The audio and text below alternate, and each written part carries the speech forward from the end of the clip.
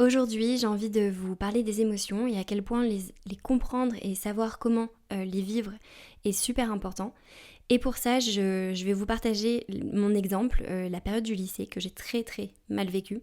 Je me souviens, je me sentais vraiment très paumée, après comme beaucoup de personnes, mais quand je me replonge de comment je me sentais émotionnellement, j'étais paumée, je détestais aller au lycée. D'ailleurs, j'ai séché presque tous les cours, l'année de la terminale, je sais même pas comment j'ai eu mon bac. Avec les profs, bon, c'était bof bof, même si je causais pas trop de problèmes, mais à force de sécher, ça devenait compliqué. J'avais l'impression qu'il n'y avait aucun sens dans ce qu'on faisait. Et c'est à cette période-là que j'ai compris que ne pas savoir gérer mes émotions allait devenir un véritable problème. Je me souviens que j'avais deux problématiques. La première, c'est que je ne comprenais pas, parce que j'avais l'impression en face de moi d'avoir des adultes hyper malheureux, me dire « fais la même voie que moi parce que c'est la voie qu'il faut faire ». Et donc je captais pas, mais bon, ça sera pour un prochain épisode peut-être sur qu'est-ce que ça veut dire être adulte.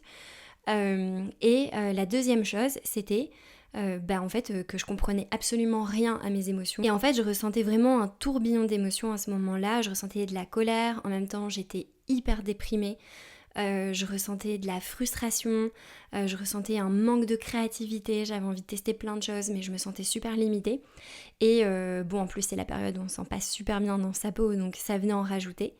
Et je me souviens que j'avais l'impression d'être dans un tunnel et de ne vraiment pas voir, d'être désespérée, de ne pas voir la lumière au bout et de me dire mais c'est pas possible, c'est pas la vie pour laquelle je vais signer, c'est impossible. Et ça faisait que je me sentais vraiment épuisée émotionnellement, mentalement, psychologiquement, je me sentais vraiment tout le temps très sensible et très à fleur de peau et irritable. Et ça, c'est des sensations que j'avais quand j'étais au lycée et du coup, bon, ça m'a forcée. Aujourd'hui, je vois cette étape comme un cadeau parce que c'est ce qui m'a obligée à essayer de comprendre très tôt ce que sont mes émotions et donc à explorer aussi ce qui me rendait vivante et surtout heureuse et alignée. Alors aujourd'hui, je vais vous expliquer les 5 choses fondamentales sur les émotions pour les comprendre et pour savoir les gérer, que j'aurais tellement aimé qu'on m'explique plus jeune en fait, à la moi de 15 ans qui traversait toute ces tempêtes, mais aussi à la version de moi adulte plus jeune, parce que on n'a pas forcément eu les outils qui nous aident à comprendre nos émotions. Et avant de vous dévoiler la première leçon, n'oubliez pas de vous abonner à la newsletter, le lien est dans la description.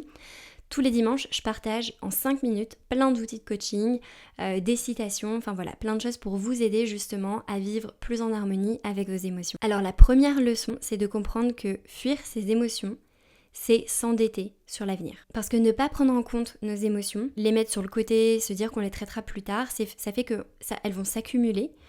Ça fait qu'on va se créer une dette émotionnelle qu'on va finir par payer plus tard. Chaque fois qu'on évite de ressentir pleinement une émotion, pleinement une information, on ne la traite pas et donc on accumule cette charge émotionnelle qui va finir un jour par exploser. Et je pense qu'il y a plein d'exemples qu'on a déjà tous vécu ou qu'on a vu en tout cas des personnes vivre.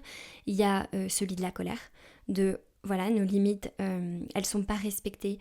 Vu qu'on n'ose pas poser nos limites, on n'écoute pas notre tristesse, notre peur, notre frustration, on laisse s'accumuler et puis un jour en fait on va juste exploser sur un petit détail et les personnes autour de nous elles vont pas forcément comprendre pourquoi est-ce qu'on se met autant en colère d'un coup. Et ça marche aussi dans les relations avec les non-dits, les peurs et tout ce qui est pas communiqué.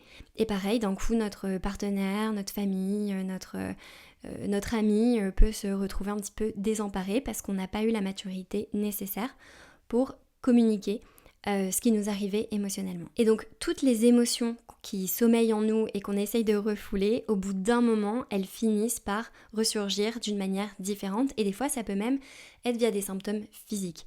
Une colère ou une frustration, une tristesse non traitée, ça peut être un mal de dos, un mal de ventre, enfin voilà, de plein de façons différentes par lesquelles elles vont se traduire jusqu'à ce qu'on ait le courage de les traiter. La deuxième leçon, c'est m'intéresser plutôt à comprendre ce qu'est vraiment une émotion, tout simplement. Émotion, c'est en mouvement.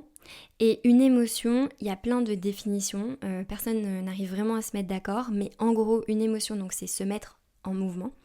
Et c'est notre corps qui a une réaction physiologique face à un stimulus externe ou interne.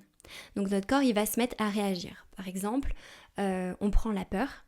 Vous allez être en train, vous habitez à Paris, vous êtes en train de vous balader à Paris et vous traversez, vous avez la tête dans les nuages, Bien sûr, je prends cet exemple parce que ça m'arrive plein de fois.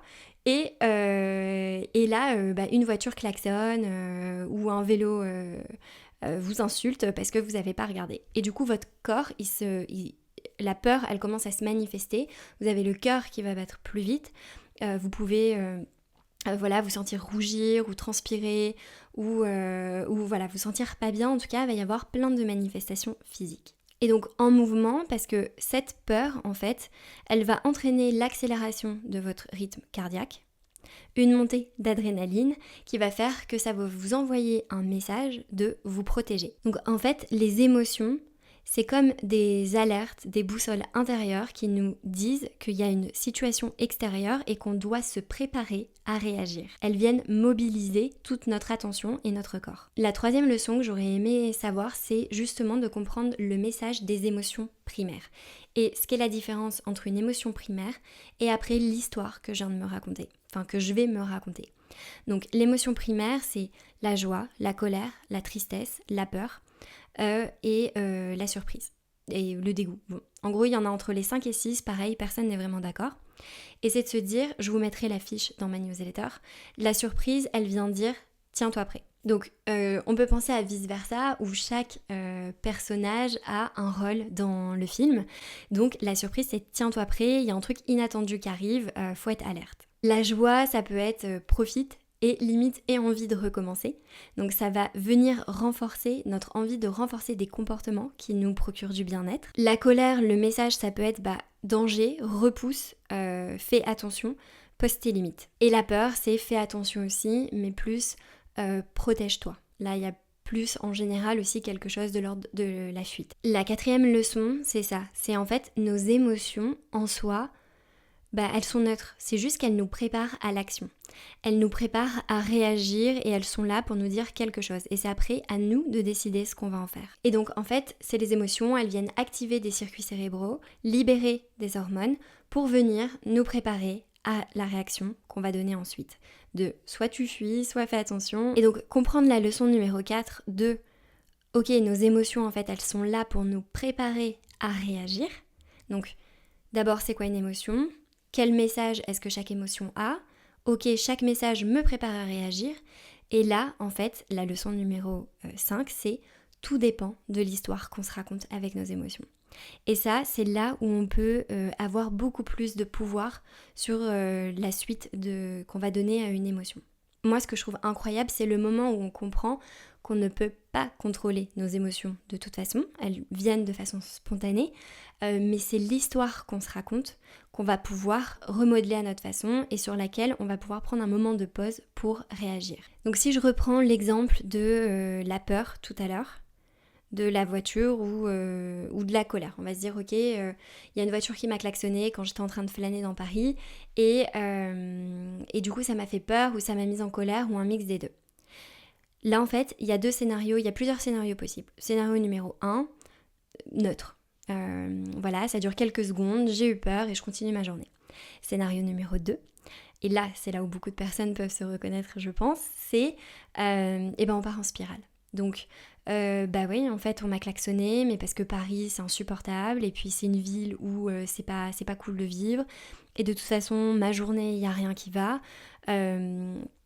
les gens ça va pas, ils sont irrespectueux et on part dans une spirale qui va venir en fait, on va venir rajouter plein d'éléments qui vont pas de la journée pour entretenir et alimenter cet incident. Et je prends cet exemple, mais ça peut être l'exemple de quand on a notre compte, on perd un client ou on nous dit non à un contrat et en fait on est super déçu. Et cette déception va venir l'alimenter, on va avoir peur pour notre sécurité financière et on va venir alimenter ça avec le discours, le récit intérieur, notre discours narratif de toute façon je suis dans une situation de danger financier, je suis nulle, j'y arrive pas, mes clients ils respectent pas, voilà. Toutes les histoires qu'on peut se raconter. C'est à ce moment-là qu'il est super important d'apprendre à pratiquer la pause émotionnelle. Et moi, c'est ce que je vois en coaching avec mes clients, c'est accepter ces émotions, observe-les, essaye de prendre un petit peu de recul et viens donner une réaction intentionnelle à ce que tu ressens pour pouvoir passer une journée alignée, une journée où, ok, peut-être t'as perdu un client, mais tu choisis est-ce que ressasser sur ça, ça va t'aider à avancer ou pas. Quelle réponse est-ce que tu as envie de donner? Donc en fait, on vient s'entraîner à dire je suis en train de vivre cette émotion, quelle réponse émotionnelle, quelle réponse intentionnelle est-ce que j'ai envie de lui donner? Et donc pour s'entraîner, vous pouvez pratiquer donc la pause émotionnelle. Par exemple, quand vous ressentez une émotion très forte qui vous est désagréable, c'est pratiquer de la cohérence cardiaque. On inspire 4 fois, on expire en 4 secondes, on expire en 4 secondes et on recommence pour venir réguler un petit peu son rythme cardiaque et reprendre ses esprits. Vous pouvez aussi tenir un journal où vous venez noter vos émotions principales de la journée, comment j'ai réagi, pourquoi j'ai réagi comme ça, qu'est-ce que j'ai ressenti, pour au fur et à mesure vous entraîner. Ça ne veut pas dire que c'est facile du premier coup, par contre c'est avec l'entraînement de cette pause émotionnelle que vous allez pouvoir beaucoup mieux y arriver et vous sentir aussi beaucoup plus apaisé de façon toujours plus rapide. Et le bonus vraiment que j'aurais aimé comprendre la puissance de ça, c'est à quel point nos émotions sont des outils qui viennent catégoriser nos expériences. Alors pour illustrer ça, je repense à des endroits. Par exemple, je repense à un endroit en Afrique du Sud où c'est un café, où quand je repense à ce café, directement, je me souviens pas de tous les détails, mais si j'y repense, je me souviens de l'odeur qu'il y avait du café qui était préparé. Je me souviens un petit peu de la chaleur parce qu'il y avait une terrasse et une petite vue sur la mer, donc c'était trop beau. Et j'arrive en fait, sans me souvenir des détails, d'associer cet endroit à quelque chose, à une émotion très agréable. Et c'est l'un des rôles des émotions qui est le plus sous-estimé, c'est qu'elles vont venir créer des raccourcis dans notre esprit pour associer un événement à une sensation, et comme ça vient simplifier nos souvenirs de comment on les catégorise. Donc les émotions, elles jouent vraiment un rôle mémoriel qui est crucial. Et donc ça marche pour le positif, mais ça marche aussi de associer une personne, un événement, un endroit à de la peur, à de la colère ou à une sensation qui va nous être beaucoup plus difficile à gérer. Et en fait, ce qui est vraiment fondamental à comprendre dans ça, c'est que ces raccourcis mentaux viennent orienter les décisions qu'on a après de façon presque automatique sans qu'on s'en rende compte. Donc ça va venir aussi biaiser certaines décisions qu'on peut avoir dans notre présent, dans notre futur, parce qu'on va se dire ok, cette décision elle est forcément bonne parce qu'on va avoir des souvenirs positifs associés, ou cette décision elle est pas bonne parce que on a vécu quelque chose qui nous a fait du mal, ou en tout cas qui nous a mis dans une situation inconfortable.